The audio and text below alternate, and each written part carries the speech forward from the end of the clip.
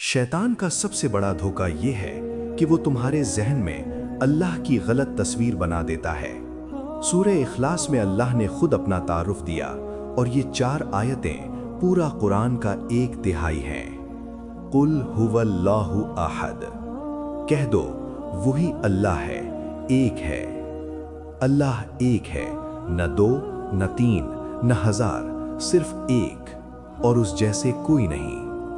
अहद का मतलब सिर्फ एक नहीं, बल्कि ऐसा एक जिसका कोई सानी नहीं, कोई शरीक नहीं, कोई नज़ीर नहीं। दुनिया में एक सूरज है, एक चांद है, मगर उन जैसे और भी बन सकता है।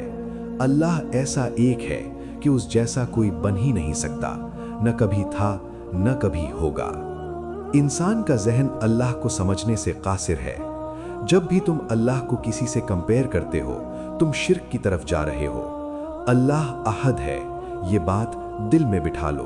फिर अगली आयत में अल्लाह ने अपनी एक और सिफ्त बताई, अल्लाहुस समदु, अल्लाह बेनियाज है। सारी मखलूक को अल्लाह की ज़रूरत है, अल्लाह को किसी की ज़रूरत नहीं। समद का मतलब है वो ज़ात जिसकी तरफ सब अपनी ज़रूरतों में रुजू करते हैं। तुम भूखे हो, अल्लाह से मांगो, बीमार हो, अल्लाह से मांगो, परेशान हो, अल्लाह से मांगो। मगर अल्लाह वो किसी से कुछ नहीं मांगता। उसे नींद नहीं आती, उसे थकन नहीं होती, उसे खाने की ज़रूरत नहीं, उसे किसी के सहारे की ज़रूरत नहीं। तुम अल्लाह के मोहताज हो, अल्लाह तुम्हारा मोहताज नहीं। ये सोचकर गुरूर ख़त्म हो जाना चाहिए कि तुम किसके सामने खड़े हो। फिर अगली आयत में अल्लाह ने एक बड़ी गुमराही का जवाब दिया, लम यलिद वलम यूलद, ना उसने किसी को जना, ना वो किसी से जाना गया। अल्लाह की ना औलाद है, ना वो किसी की औलाद है।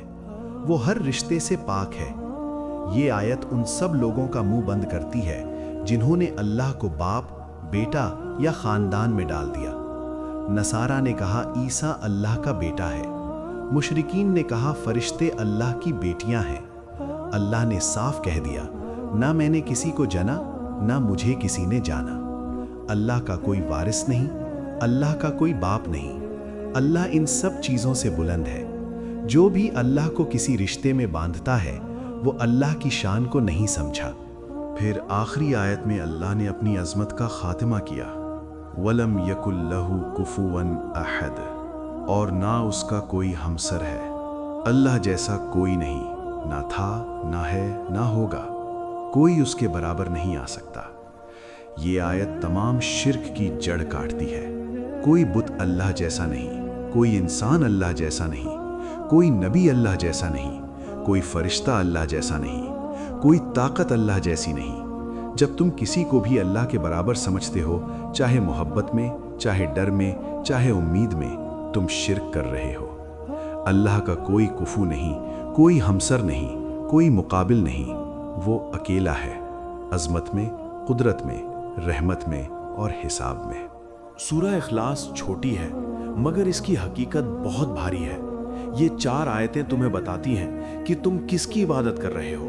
अल्लाह एक है, उसका कोई शरीक नहीं। अल्लाह बेनियाज है, उसको किसी की ज़रूरत नहीं। अल्लाह की ना औलाद है, ना वो औलाद है।